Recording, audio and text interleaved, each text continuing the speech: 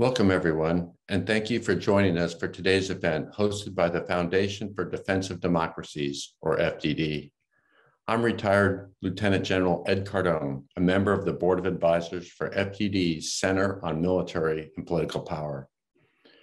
The director of the United States Missile Defense Agency, Vice Admiral John Hill, told Congress this summer that U.S. adversaries are developing more capable ballistic, hypersonic, and cruise missiles, systems with global reach, increased speed and maneuverability, greater accuracy, and improved countermeasures. Those capabilities challenge existing missile defense capabilities and increasingly put the American homeland, our allies and partners, and our forward deployed troops at risk. In the Pacific, those missile threats emanate from China and North Korea. Earlier this year, China tested an advanced fractional orbital bombardment system, or FOBS, that deployed a formidable hypersonic glide vehicle capable of evading existing U.S. missile defenses. Chairman of the Joint Chiefs of Staff, General Mark Milley, characterized the test as very close to a Sputnik moment, referring to the 1957 satellite launch by the Soviet Union that shocked America and demonstrated the Kremlin's military technology prowess. In its annual report to Congress on the Chinese military released on November 3rd, the Department of Defense noted that the People's Liberation Army Rocket Force launched more than 250 ballistic missiles for testing and training in 2020 alone, calling this more than the rest of the world combined. Meanwhile, North Korea continues to work on developing a range of missiles that threaten both South Korea and Japan, including our forward station forces, and increasingly threaten the United States. There's also symmetry, as we expect both China and North Korea will increasingly attempt to use cyber capabilities to infiltrate and disrupt U.S. missile defense systems. Developing and deploying a layered, secure missile defense system to defend the United States, its deployed forces, allies, and friends from these missiles in all phases of flight is the mission of the Missile Defense Agency. It's difficult to imagine a more important mission, and that's why we're so pleased and honored to host Vice Admiral John Hill for this conversation. A native of Texas, a U.S. Naval Surface Warfare officer and engineer, Admiral Hill is the 11th director of the Missile Defense Agency. This discussion is just one part of the great work at FDD's Center on Military and Political Power, or CMPP. CMPP promotes understanding of the defense strategies, policies, and capabilities necessary to deter and defeat threats to the freedom, security, and prosperity of America and our allies. For more information on CMPP's work and our areas of focus, we encourage you to visit our website at fdd.org.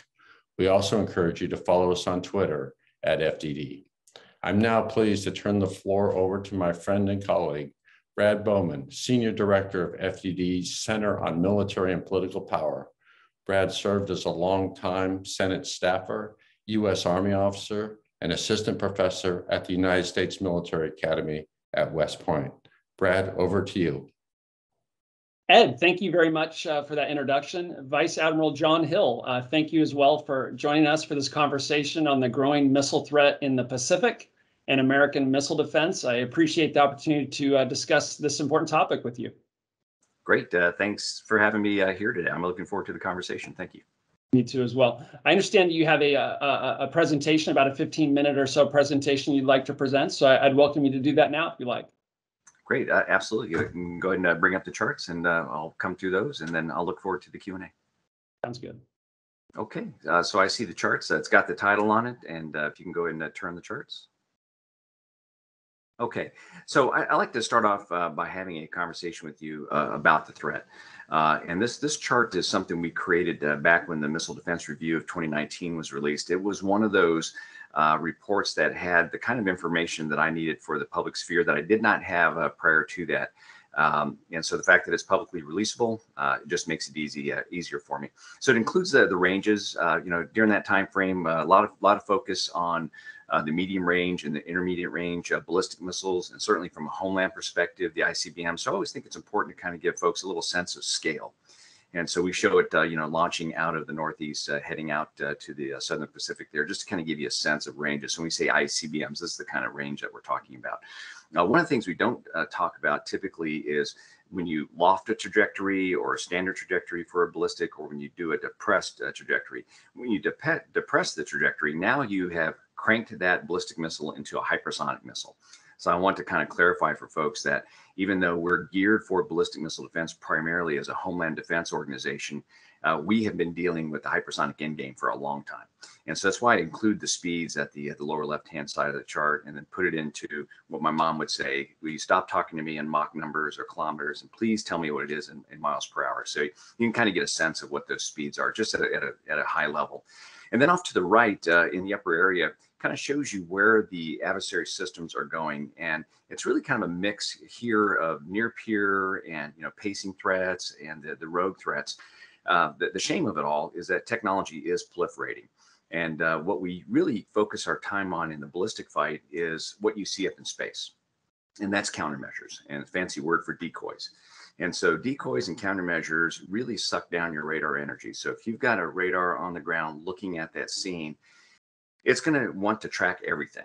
And so you have to have exquisite algorithms to go in and do what we call discrimination, which means picking out the lethal object, so that when you expend an interceptor, you're going after the lethal object and not after the tank. Because up in space, when you go ballistically, as tanks come off, or V-bands from separation, or even solid fuel chuff, all of that stays in a ballistic trajectory. It's all coming along with the RV.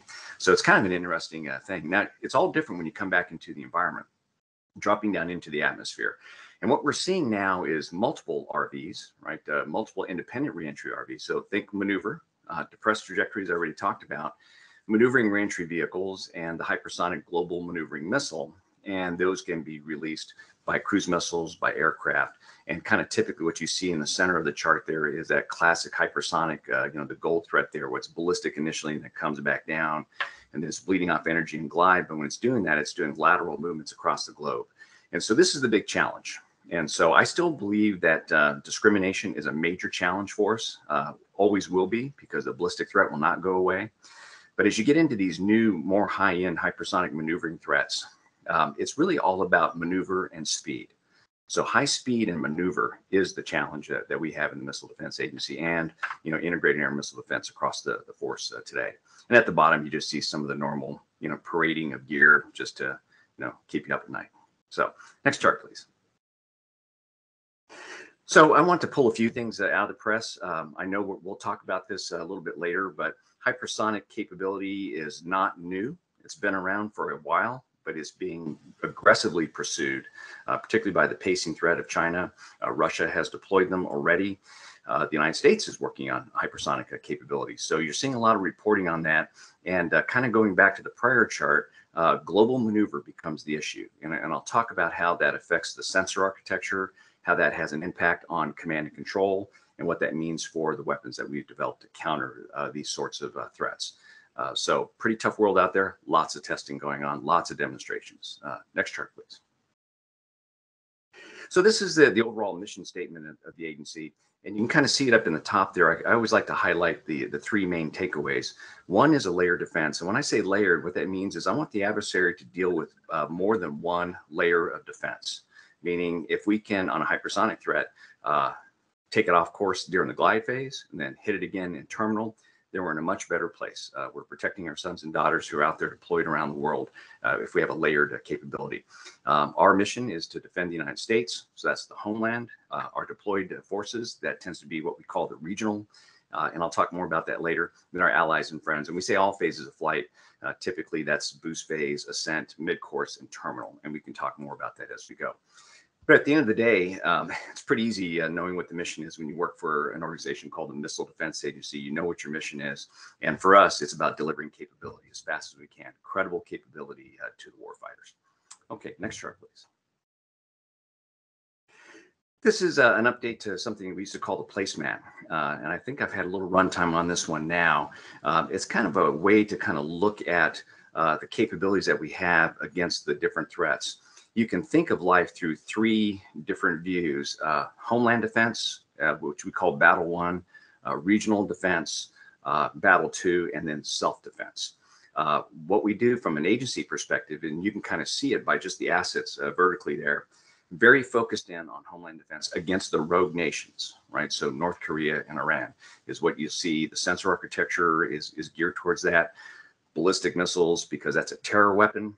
They go after population centers. That's totally different than what you see in the regional aspect, where they're actually going after specific assets.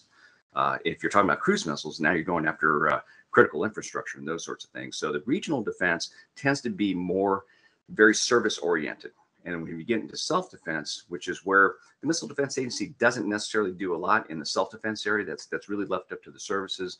But we have been asked in the past to go in and work as discrete self-defense pieces, like defending the sea base. And I'll talk more about sea base terminal as we go. So I look at life through another three pieces here, and that's detect, control, engage. So sensors across the top, space, terrestrial base, sea base sensors. You can see an array of those across the top. The command and control aspects, this is where the warfighters tend to touch the system. So if they're in a maritime ops center or an air ops center or up at one of the combatant commands, control centers, that's where they're going to touch the system. So lots of different ways to look at command and control, but I also view it as the networking and where the fire control solutions are developed and how those then go to the weapons that are across the bottom. So from a Homeland Defense perspective, the GMD system, ground-based mid-course defense, and then you go into the regional side. We have Aegis Ashore. We have Aegis ships all around the globe. We have the THAAD batteries that are transportable and the Patriot batteries. And that's kind of the layers of defense to take those on. All right, next chart, please. So this is a view kind of the importance of space. And so just going back to that threat chart, when you think about maneuver, high-speed maneuver being the challenge of the day, when you maneuver, that allows you to go around fixed assets. It allows you to avoid sensing, allows you to overfly air defense, underfly space defenses. And so the real way to deal with that is to elevate yourself up into space so that you're now looking down. And there's challenges to that. Hot targets that are streaming across a warm Earth, you have to be able to pull that out. And we've shown that we can do that on the ground. We're going to deploy something called the Hypersonic Ballistic Tracking Space Sensor. That's in the center of the chart. That's a low Earth orbit capability that allow us to see the dim targets that you see in the ballistic world, but allows us also to have that coverage of the Earth so that we can get full track custody in a hypersonic shot, as an example. So space is very important. It's kind of where we all start. If you're looking at a ballistic launch from an indication warning perspective, you're going to see the flash. That's what we'll see from our space assets. And then we transition over to the field of view of a radar so we can get a very discrete fire control solution. When I say fire control, it's got to be good enough for us to put a weapon on it. So when you think about various sizes of weapons, whether it's a missile this big or a missile this wide, it's got a field of view associated with it. So you got to take the error out of that equation or the uncertainties out of that flight. And so we're going to talk to these missiles as they're going up, and we're going to use this fire control solution to get to the impact and to be able to take the threat out. So it's just a couple of things on space for you. We can come back to that as we need to. Okay, next chart, please. So I want to talk to you a little bit about hypersonic defense. And so I've heard it said before that we have no capability. I will tell you that we do. I mentioned before that we deal with depressed trajectories in ballistics. I mentioned sea-based terminal earlier. That's really the nation's first hypersonic capability to defend the sea base. And the way that works, if you just look at the threat on this, in this case, is coming from right to the left, and that's the red trajectory, the ballistic flight down into a glide phase, and then into terminal. So we started with terminal. Based on a requirement coming from the Navy to be able to take on what is normally referred to as the carrier killer, which is kind of a mix of ballistic and then high maneuver, high Gs in the atmosphere kind of threat to the sea base. And so we used a highly maneuverable missile to be able to do that in the atmosphere. We started there. And where we're going next, and we've got 3 contracts out now, so we can really understand the requirements, is we want to go back up and get to that layered capability for hypersonic defense and go after it in the glide phase. Because it turns out if you look at a hypersonic threat and the way they fly, when they're in that glide phase, that's when they're the most vulnerable.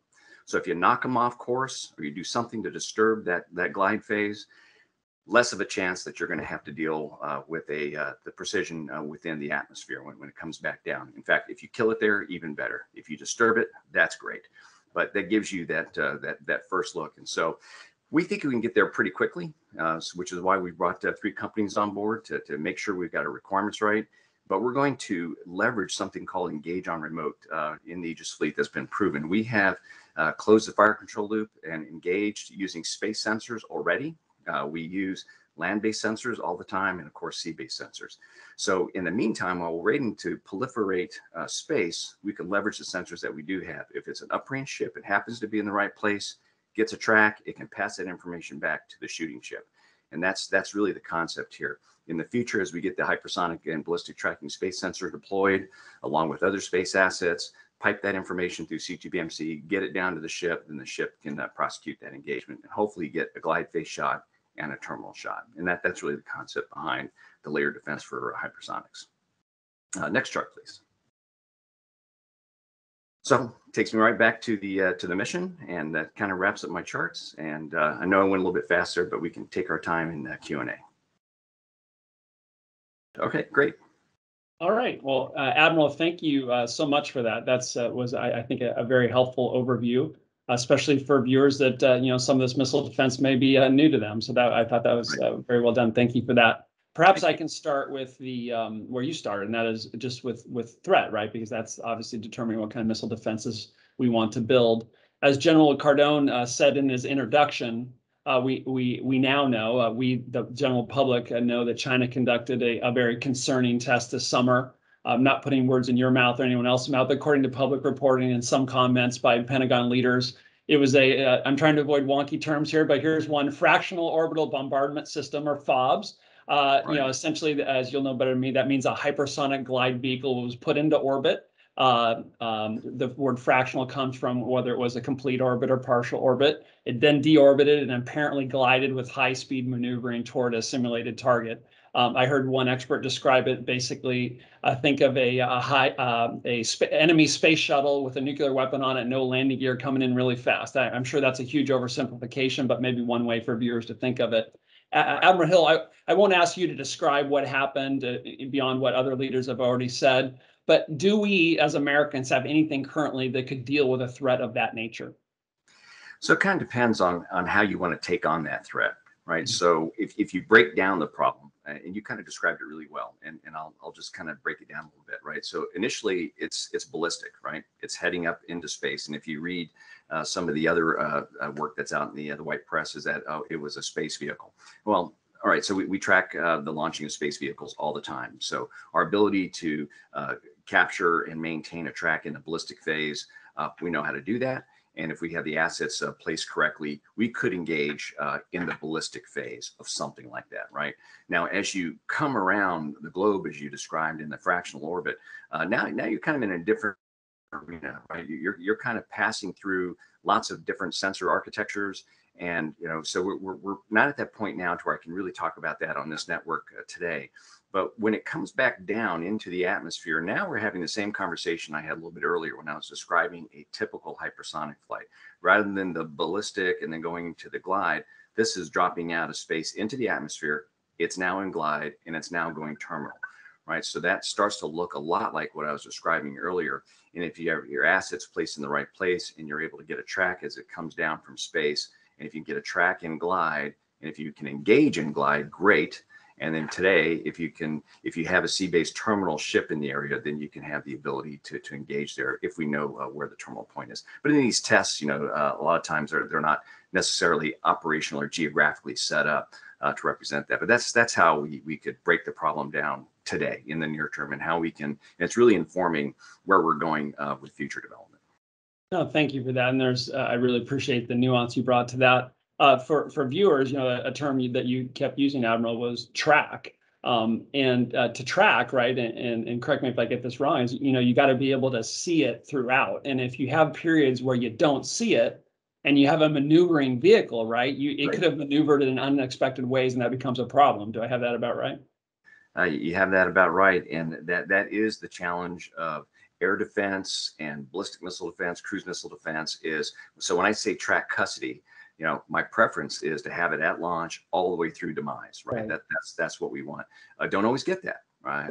And sometimes you have to use multiple sensors. In a case of a global threat like that, you're going to need multiple sensors that can hand off to each other and really classify that threat, know what it is, and be able to maintain that track. That makes sense.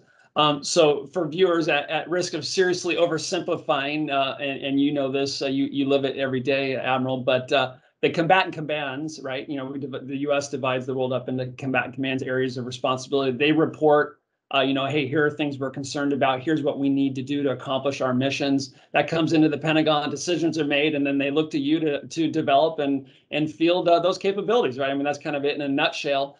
So interested in what, you know, obviously all unclassified here, and whatever you feel comfortable or not comfortable sharing, I respect. But what are you hearing from Strategic Command, Northern Command, and Indo-Pacific Command in terms of the missile threats that China and North Korea are developing that they find most concerning? One of the reasons I walked you through a detect, control, engage kind of view when I showed you the placemat, what they're all consistent about, whether it's hypersonic, ballistic, or long-range cruise missiles, they'll always tell you you have to have a resilient sensor architecture, right? So it's the old, if you can't see it, you can't shoot it discussion, right? General Van Herk likes to, you know, poke me in the chest often, and I love it. He'll always come in and say, John, my number one requirement is all domain awareness. So he's saying the same thing there too, right? I have to know where it is. So warning is really important. And then if we're going to engage it, track level quality is really important. And just to kind of go a little bit more on what you said before, as you were explaining track to you know, really diverse audience here, is it comes down to positional accuracy, velocity accuracy, and acceleration accuracy. That's how you go build a track, right? So you have to get measurements, then you got to smooth that data, then you got to get another measurement, and then you're building that track. And once you have that track, then you can get the weapon to it. So it's kind of, I would say, from a broad, I can't speak for the combatant commands, but I would tell you what I receive is very consistent. They need all domain awareness. They have to have a sensor architecture for the range of threats.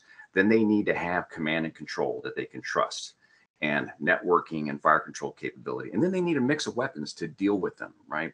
And then probably one of the hardest ones is they would like to deal with fewer configurations of weapons. And that's a tough one because what it takes to kill a ballistic missile in space is different than what it takes to kill a missile flying in or along the edge of the atmosphere as in glide. And that is also different from what you do when you're killing something in the atmosphere that's maneuvering.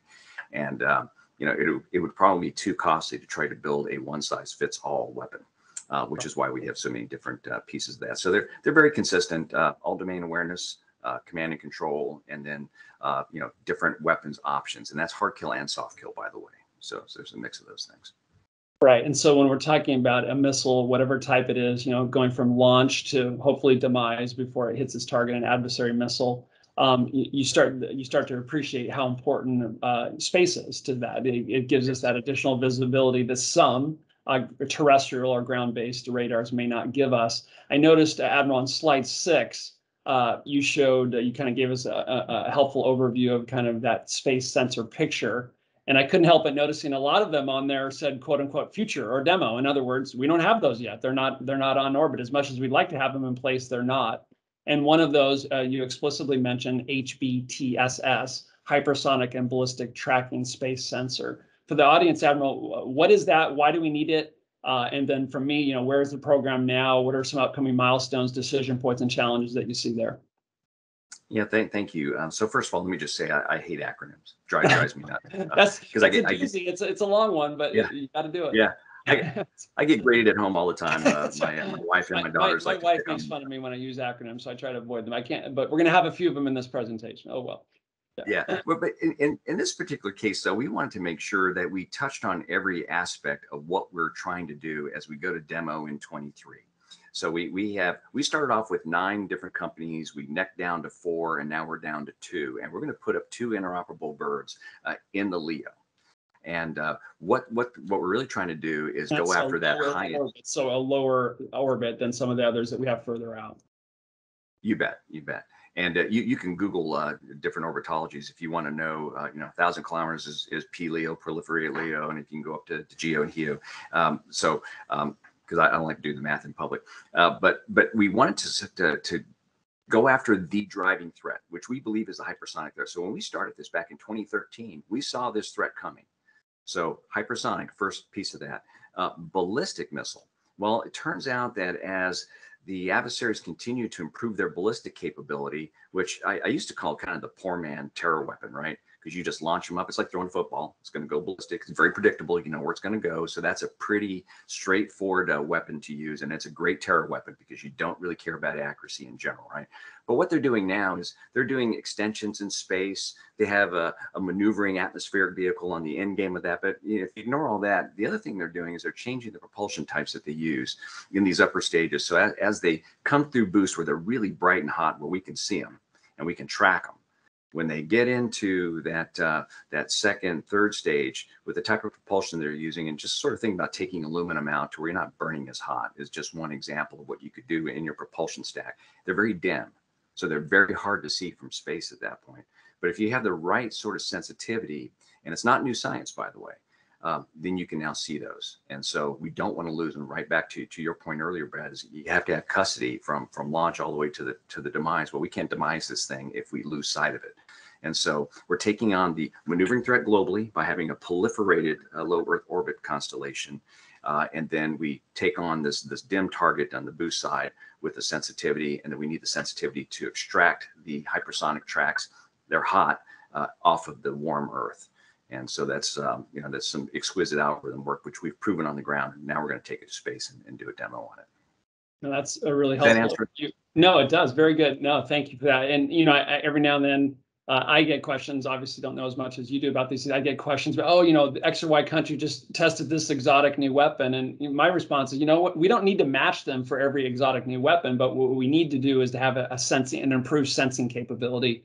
And a vital component of that is what you're describing, I would argue, in space. And so I think that was very helpful. Thank you. So I actually have a few questions from reporters that I'd be honored to kind of throw in here as well. And so here's the first.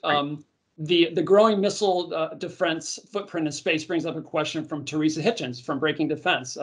And she's interested in the division of labor, if you will, between MDA's mission, which you've described, and the Space Force, specifically when it comes to missile warning tracking. So we're talking a lot about space. Well, how do you work with, where do you, what's their job? What's your job? Can you just talk through that a bit?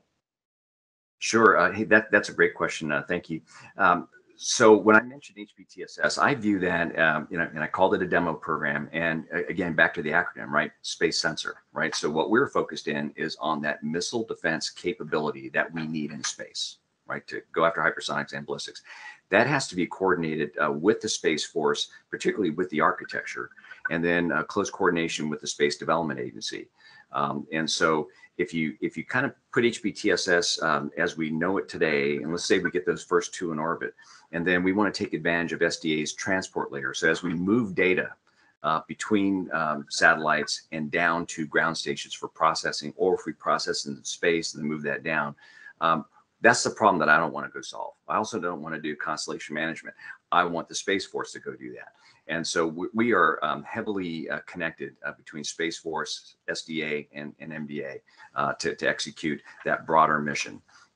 But my big piece in this is I got to have track level quality, right? When I mentioned position, velocity, acceleration, that's what we need. The other sensors will do things like missile warning, so they don't have to be as sensitive, and they can be used as a cueing source to HBTSS as an example. Today, we can use ground-based radars as a way to get a cueing source. And so it all has to be coordinated. So we're all tied together in the same architecture. Thank you. So we've been talking a bit about space. Let's bring it down to Earth. So the growing importance and need, I would argue, for space-based sensors doesn't mean we don't need terrestrial or ground-based radars. And actually, the U.S. is building the long-range discrimination radar as we speak in Alaska. So just what value does that radar bring? And when do you expect it to be fully operational? Yeah, great question. So in fact, I'll be getting on a plane over the next couple of days to head up to Clear, Alaska. So Clear, Alaska Space Force Station is where the radar is being built, and it's strategically located there because its main mission is to contribute to Homeland Defense, ballistic missile defense, and then to do the space domain awareness mission. So that radar, it's called a discriminating radar because it's got the ability to go in and not only see that complex that I mentioned earlier, boosters and V-bands and solid field chuff and that kind of stuff, and pick out the RV so that we're very dutifully going in and launching towards the lethal object only. So that radar is going go through what we call initial delivery next week. So we're pretty excited about that. What that means is all the major construction is complete. So despite the pandemic, despite Alaskan weather, we were able to get construction complete. So we're really excited about that. The next phase, and we've started in on this, it's not a serial kind of thing, is integrating it into command and control battle management. So when I talked about the warfighters looking into the system through C2BMC, that's how they control it. The control of that radar will be done remotely, away from that radar. And so we need to have that fully integrated. We've got that now. So once we do initial delivery, if some massive national emergency goes off, we have a capability. And so, but what we need to do is complete that integration. We need to get the warfighters on the console and train them through that. And they'll go through, in 22 is the integration with the ground-based mid-course defense system. And then in 23, the focus will be on what I call the operational acceptance. And this is where Space Force takes over a full operations. So in the meantime, we're doing the work with the Space Force today to get them ready to take it on. Does that answer the question? No, it does. I mean, that's a big deal and a positive deal. Congratulations on that. I remember when I was staffing a member of the Armed Service Committee, that going through the authorization process and appropriations process. And here we are, we're actually talking about it being a real fielded operational capability. And no doubt you guys have worked through a lot of difficulties with COVID and everything else, like you said. But for me, it's just a reminder that these things take time. And, we got to get started sooner rather than later because, you can have patriotic, hardworking people, but it takes time to get these created. And, discrimination, you described it well, discriminating between decoys and the lethal threat that we need to intercept, but also just for the viewers, right? Discrimination, like, did you hit it? After you hit it, do you have to fire again? So that's an element of the discrimination mission as well. Do you need to fire a second time, correct? That is correct. And one of the things I didn't point out in the space chart earlier, you'll see something called space-based kill assessment. We put that constellation up a couple years ago, and what we're doing now is doing constellation management. And then we are moving from just being able to detect that we had an impact, right? So in the IR space, you can see that you've had a direct hit. Now the question is, did you kill it so that you can hold your interceptors and not fire again? And so we'll move in from hit to full kill assessment. We'll provide that capability to Northern Command. So as General Van Hert continues to hit me in the chest, where's my domain awareness? LRDR definitely plays into that, and the discrimination aspects all the way from what we can do with existing sensors to the new space sensors is also part of that story. Sounds good. So I wanted to ask you about the Missile Defense Review. For the viewers, this is a document that's, every administration produces that basically kind of lays out broad strategic policy for missile defense. It's my understanding that this administration is in the process of drafting this one, that it may be published sometime next year, presumably after the National Defense Strategy. Not asking you to what it will say or anything like that, but I'm just generally speaking, if you're willing, what are some of the kind of key developments, differences, or shifts from the last MDR that you believe this new one may need to address, and when do you expect it to be published? Yeah, so I don't own the Missile Defense Review, and that's actually a good thing, right? You don't want the agency writing its own homework and grading its own homework. So I really can't speak to it because it's exactly as you said. It's coming through the process now, and there are decisions to be made on how we want to roll out that strategic view, right? Because it's put out in the unclassified domain for a reason. And so it is very strategic. I would say that it's consistent with what we have seen in prior reviews. And that's good. I would say the one thing that I can talk about here that I know will be reflected in that document, and it's been out in the press already, is the overall integrated deterrence view. So although I'm a missile defender, I full well know that I'm one piece in a much larger enterprise. And so you'll see that view in this review. That's great. Thank you. I will. I won't go down the integrated deterrence lane too much. No doubt any military officer knows you got to integrate your forces for effect within the department.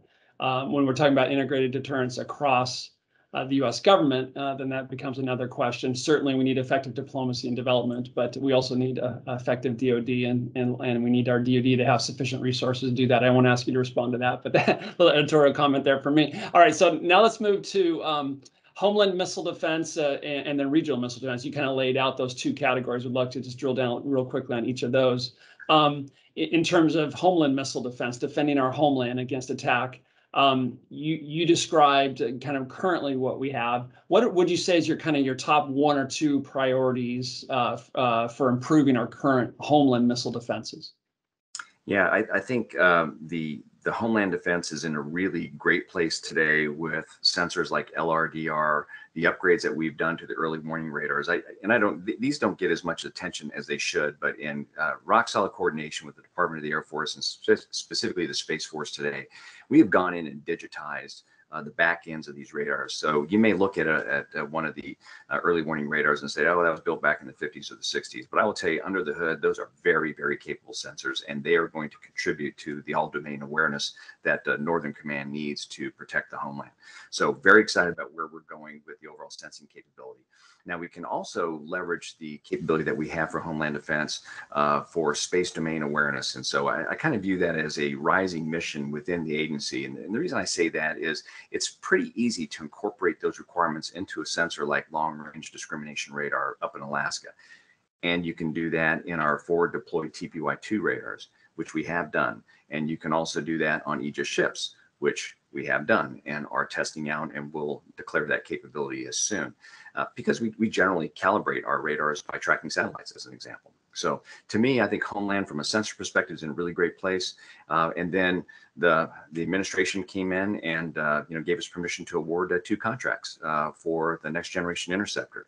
So when you have a weapon system as complex as a ground-based mid-course defense, and you've got deployed ground-based interceptors of different ages and models, you need to upgrade as often as you can so that you're pacing the threat. NGI definitely paces the threat, and having 2 really great industry folks moving down the path in a competitive environment adds speed to the equation. Number one requirement for us was earliest emplacement possible.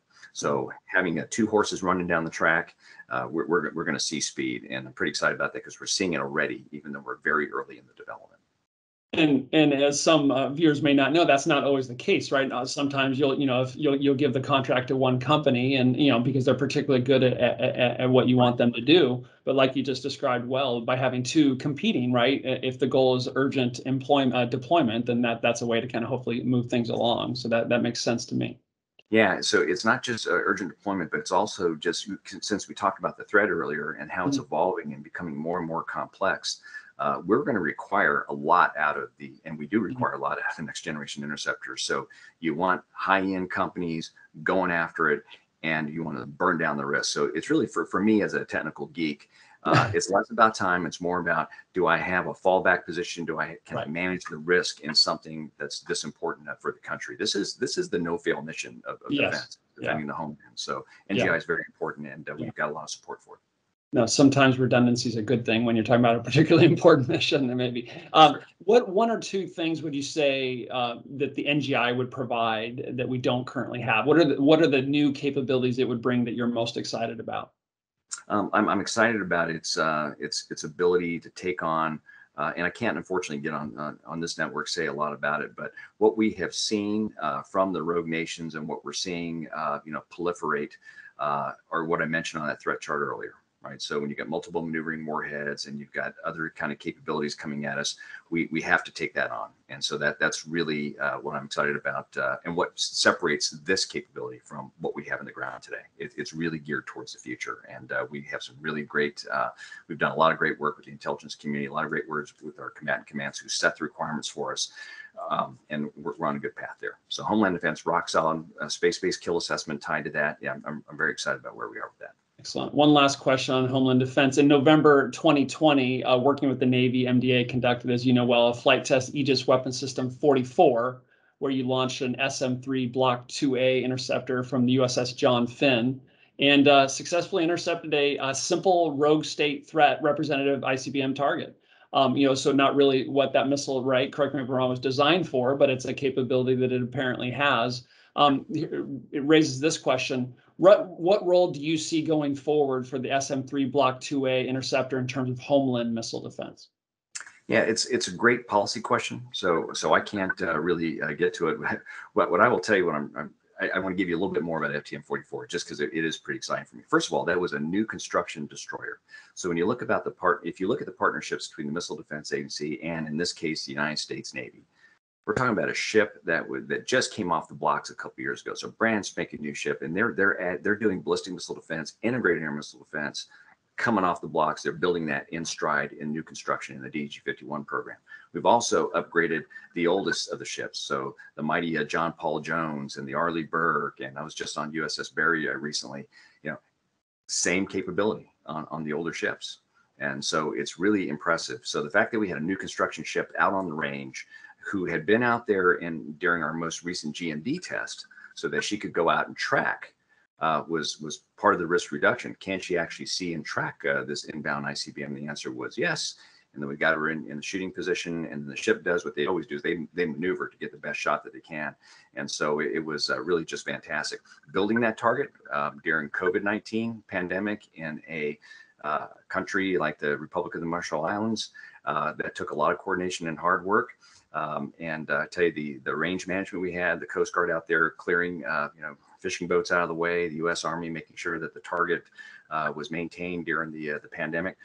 Pretty amazing, I would say, an all-service joint event to pull off that exercise. So then now what do we do with that capability? Well, you mentioned it, a simple ICBM, and that's code word for it wasn't brimming with a lot of countermeasures. And so now it's really a question for the nation. Do you want to leverage ships?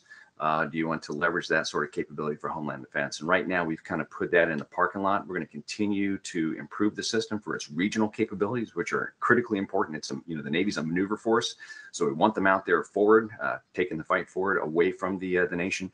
And so we're kind of parking, waiting for that. One of the reasons we want to execute that test and why it was mandated by Congress was we had some concerns before we ever awarded the NGI contracts, that the overall reliability of the GMD system as it exists today would go down and fall off, because we didn't have good data on that, because we're hardware poor, meaning we put everything into the silos because we just want to be ready, right? So we didn't have a lot of extra material laying around, right? So we were plussed up by Congress to do something called the Service Life Extension Program, which has now given us confidence that, in fact, these missiles are really great on taking on this threat. So we've been able to extend the life and have much higher confidence in the reliability, while we also have NGI closing the other part of the gap. So right now it's in the decision space. No decision has been made. But the capability for SM-3 Block 2A is out there. We're going to production now. We're releasing some of the earlier missiles to the fleet. And so sailors will get to look and feel and practice their techniques, tactics, and procedures on how they're going to leverage that kind of capability. And we'll see where we go. Great, thank you.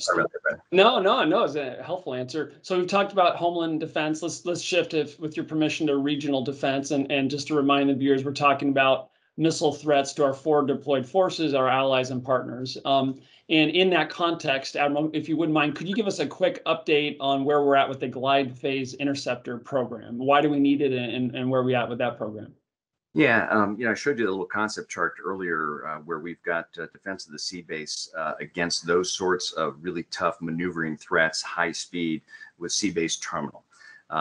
Terminal is okay, but that's sort of the Hail Mary shot, right? Not good enough, in my view, if you want to protect the ship. I've been on the range many times where we've done short range shots and terminal engagements to where the debris just comes in and either damages the ship or hurts somebody, right? We don't want that. So the earlier we engage, the better. So that was really the idea behind the glide phase. Based on real world data collection, we knew that taking our time and getting an exquisite capability out there in the 2030s, 2040s was not good enough, given the fact that the threat is here right now. So at the time, the Undersecretary for Research and Engineering, my boss, turned around and said, why are we not moving quickly? Let's take what we've got and let's go in and crawl into that glide phase and intercept there. What's it going to go take to do that? And that's what we pivoted to, and that's what we've had a lot of support on the Hill within the department to go do.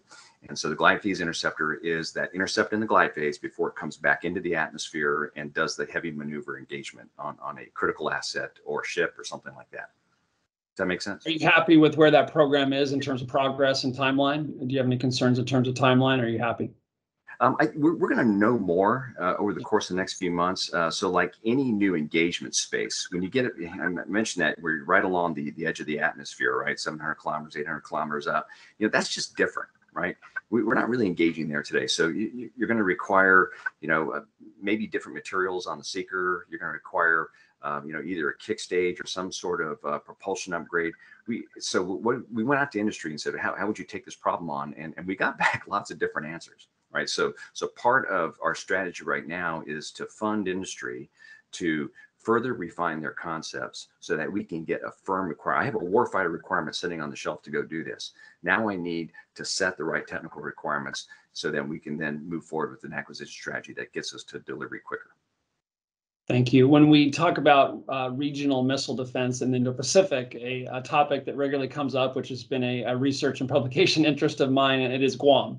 So just for the viewers, Guam, home to 170,000 plus American citizens and American territory, very important American naval base, runway there, other military facilities there that are necessary to defend and would be vital, I would say, most likely in any contingencies one might manage in the Taiwan Strait or South China Sea in terms of reinforcing forces coming in a contingency. So, no wonder the previous commander of Indo-Pacific Command, and the command itself has called it our most important operating location in the Western Pacific.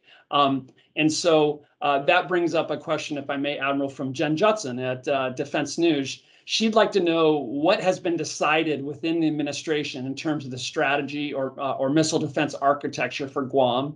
And if no decision has been made yet, she'd like to know when you expect a decision to be made and what risks, if any, do you see in delaying the decision? Yeah, so I would say a decision was made as part of pulling together President Budget 22. Dollars were placed into the budget so that we can move quickly when the budget is appropriated. And at the time we said, well, we're going to go with procurement of things that are agnostic to any final answer. And I think that was a good move. And it also showed that the department was serious about taking this on. Now, here's where we're sitting right now, Brad, right? It's a hard one, right? We don't have the 22 appropriation, right? So I can't really talk about what we would do if we had what at this point, right? And then POM 23 is part of that decision process to lock down that architecture. So I'm going to kind of stick to what I said to Jen the last time I talked to her, because this hasn't changed. It's broad, and unfortunately, it's not going to answer to the detail you want. I do not want to affect the decision space at all. But I will tell you that what has been consistent as we went into 22 and as we go into 23 is this going to be a mix of existing regional capabilities, and that system is going to be extensible so that we can capture new capabilities as they evolve and become available. So we're going to take care of Guam, but I can't get into details of it right now because it is in the decision space. Understood, and I respect that. And just for the viewers, let me footstop one thing that Admiral said. Here we are, in early December, 2 months after the new fiscal year, the Department of Defense still does not have a National Defense Authorization Act and still does not have a defense appropriations bill. So they're operating on a continuing resolution, which slows things down and makes it more difficult for the Admiral to do many of the things or almost everything that he's doing that we're talking about at a time when our adversaries are sprinting. So I just a little commentary from me on there. You don't need to respond unless you want to, Admiral. Coming back, if I may, to Guam. So, as you know well, Congress required a report from INDOPACOM, the Pacific Deterrence Initiative. Congress, as these bills have progressed, have added money, large amounts of money, a lot of it for Pacific Deterrence Initiative purposes, and including for the Guam defense system. I don't want to press you to go where you don't want to go. But can you speak generally, based on what others have said in the past publicly, about what a likely or possible solution for Guam defense might look like, and just in terms of kind of the broad elements? It's not Aegis ashore exactly like we have in Europe, right? But it is an Aegis system. Can you just speak generally at that level that you're comfortable with what kind of the broad components might be for a solution there? And Bradley, in fact, I'm going to go actually more general than what you just stated. Okay. And it also, because I think it's important for the audience to understand, right? If you've got a multi-axis missile threat coming to anything, but in this case, consider it a stationary aircraft carrier, you're going to want 360-degree sensor coverage. Yes. So I will guarantee you, whatever the architecture looks like, it's going to have 360-degree sensor coverage. It's going to have a resilient command and control network to build the fire control and to task weapons and to control weapons. And then it's going to have weapons associated with it. And that's really all I want to say, because I do not want to get into the decision space that my boss has. Okay. Fair All enough. right. Fair enough. I tried a second time. I won't try a third. But for even though I'm tempted, I won't. You and others have talked about the value in the past of having a disaggregated solution, right? So we don't want to have the radar and the missiles and the command control and the processors ideally in one spot. So that's why some people like me on the outside say that we want to have it disaggregated. It is an island. There's only so much you can do. There's been some talk about maybe having some aspects mobile to make it more difficult, having some aspects underground, perhaps learning from what we've done in Alaska. Right. And then there's the question of radar. And I think I won't ask this because I think you won't want to answer it. But, as I understand it, one of the questions are, because it all ultimately comes down to budget, is what kind of radar do we want there? And I'll just say that two of the radars that I understand that are under consideration are the SPY-6 and SPY-7. These are very powerful radars that give a lot of space domain awareness and help with mid-course corrections. And if we try to do Guam missile defense on the cheap and go for a less powerful radar, seems to me you would be sacrificing some important capability there. So I will do a tactical pause, give you a chance to respond if you want to, okay, or move on. Okay. So Brad, that was an awesome third opportunity, and I think I've said. Oh, well, I said I wouldn't do a third, so it wasn't really a third. Okay. All right. So future missile defense. So much of what we've been talking about, or almost everything in terms of has been kind of kinetic, right? Something metal hitting something else metal to kill it. Again, you know better than me, much of what for future missile defense is maybe non-kinetic or what we call soft kill. Can you talk a little bit about what MDA is doing or thinking about in terms of the soft kill or non-kinetic space? Yeah, since you mentioned the prior Indo-PACOM commander, Admiral Davidson, I'll use one of his lines that I just thought was hilarious when he used it. So I'll use it on you, which is, "Hey, I don't want to help out the adversity any more than I have to." And sure. And this is one of those areas to where if we were in a different environment, I would love to talk about what the art of the possible and what we have programmed and what we have deployed. But on this network, I can't do that without being too helpful to folks I don't want to help. Yeah, amen to that for sure. Okay, I guess my point would be that it seems to me that would be important to complement what we have in the future, and that's probably something worthy of congressional support in the future. That's that's my motive for asking. So yeah, right. But of course, we want it classified. We'd like to keep it that way. So very good. One of the things you talked about in your presentation was Command and Control Battle Management Communication System, C2BMC. And in congressional testimony, public unclassified testimony this summer, you described it as the quote unquote brain of the integrated missile defense system, operating in a joint, multiple service, combined, multiple countries environment, supporting both homeland and regional missile defense, linking sensors and shooters in this massive system of systems. Speaking of adversaries whom we don't want to help, but who are independent actors doing things that we don't like, it seems to me that if you're having such a massive system of systems that is the brain, that may be a cyber target for them. And I know that you've testified in before about the importance of protecting our systems from cyber intrusion, cyber attack, that sort of thing. I just want to give you an opportunity to say anything you'd like on the cyber front in terms of your work. Yeah, thanks. That was actually a great description of command control battle management, by the way. So well done. It certainly is a globally distributed system. And yes, we have to worry about cyber hardening, and we take that very seriously. What I've said before, and it's absolutely true. If you go look at our budget, you will see it that every element of the missile defense system that we have purview over has cybersecurity associated with it. So in fact, I just walked away from a conversation we're having about persistent cyber operations, which means we're going to go in and we're going to persist with cyber attacks on the system and then respond to those and heal to that. So we're taking that very seriously. We just finished up a cooperative vulnerability penetration assessment on one of our major assets, and we're moving to a full adversarial. That means we're going to go in and attack it cyber-wise. So we do that with all aspects of the system. We do that with all the major cyber commands that you're aware of, but with the Director for Operational Test and Evaluation. So it is something we take very seriously, and you can see it in our budget because we take it that seriously. We want to make sure it's very visible. Thank you for that. So I mentioned earlier, joint services working together, and then combined countries working together. MDA, as you know, but some of the viewers may not, does a lot of work with other countries. And so I just want to touch on kind of that element very quickly. How do foreign military sales, so when American defense companies sell to other countries, how does that affect or help MDA when we sell American missile defense capabilities to other countries? Yeah, well, the first thing that comes to mind is you immediately have interoperability.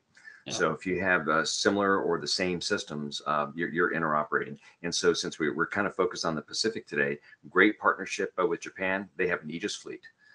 They were building Aegis Shore. They're shifting that now to sea-based assets. But it's U.S. technology, incorporating the best of what Japan can bring along, and that's going to be interoperable. It's going to contribute to the operating picture in the Pacific. When you think about Japan with its capability, Aegis ships and Aegis, purpose built for national missile defense, with what we're going to do, in other areas around the Pacific, it brings interoperability. But then it also means that we're operating together. And that's the key thing. If you operate together, you know how to burn through barriers on data sharing, right? Because the unfortunate thing is that sometimes there are barriers, and we learn to power through those. We just finished up a major operation earlier in the year out at the Hebrides Islands in Scotland. We call it Formidable Shield, and we're pivoting now to go do Pacific Dragon, and that's where we are launching ballistic targets, cruise missile targets, hypersonic targets. We're launching all of that, and then we're taking it on as a joint coalition force. And that to me is the key, because then you learn from that and you swing that right back around into your engineering. No, that makes sense. So when we sell missile defense to allies and partners, we help them secure themselves. We potentially lighten the burden on ourselves. We create opportunities for our systems to work together and to kind of help build that picture, that launch to demise picture more effectively, with our allies contributing to that, and thereby lightening our burden and making us and them more secure. Yeah. So kind of feels like a win-win to me. It is, and you can lighten that burden throughout the whole life cycle. Because if you look at it's not just about sales.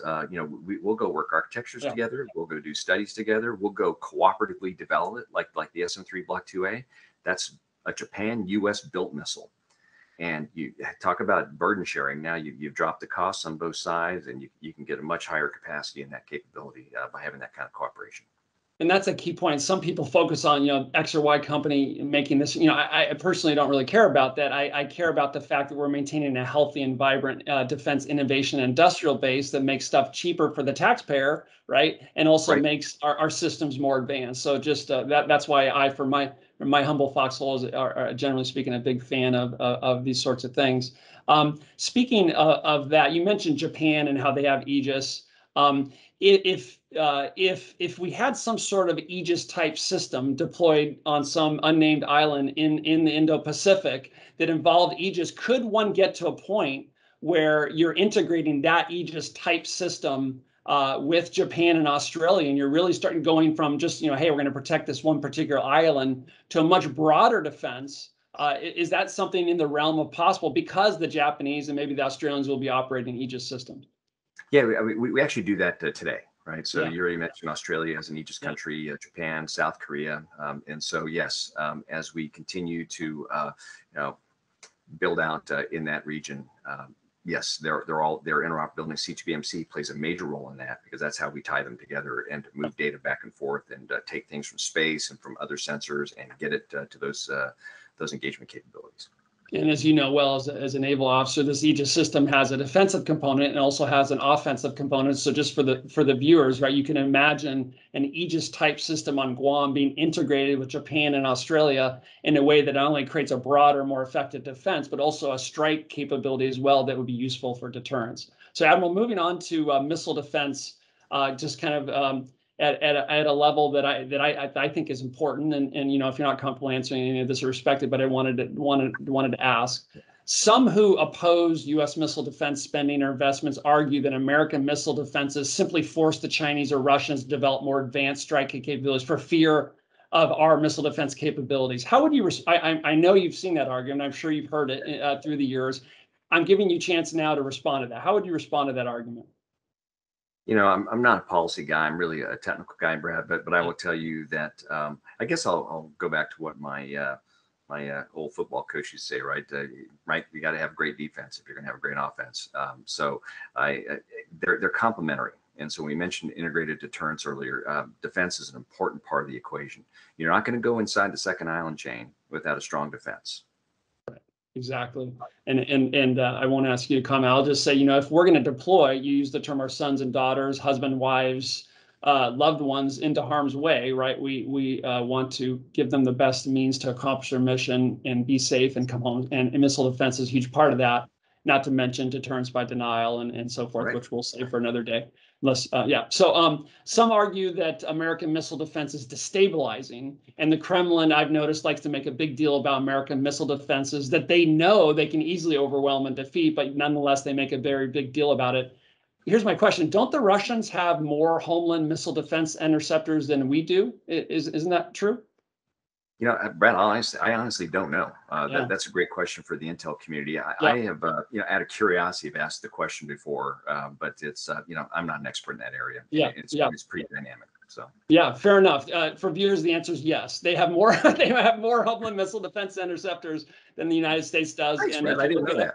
Okay. by the way, some of them are nuclear tipped, Admiral. You might be interested in that. And so, yes, they're using nuclear tipped Homeland missile, and they have more than we do. So next time you hear the Kremlin complain about American missile defense, you might want to remember that. Admiral, you've been so gracious in answering my questions. I always like to give folks a chance to conclude with anything they'd like. Is there anything that I should have asked you or that you want to add here at the end? No, Brad, I guess where I'll land on, it comes down to you can't do anything with that industry. So the defense industrial base has to be strong, right? So we have to continue to invest there. You already talked about allied sales and co-development, things like that. That's critically important. For me, every day, it's really about how simple and clean our mission is, right? So I call it a noble mission. But at the end of the day, it's the quality of the people that we have here. I've spent my time since being the deputy and as the director trying to build an organization that can take on what we see in the future. So I just want to thank the men and women of the Missile Defense Agency. They are dedicated professionals. Our government field activities and laboratories, they're the best.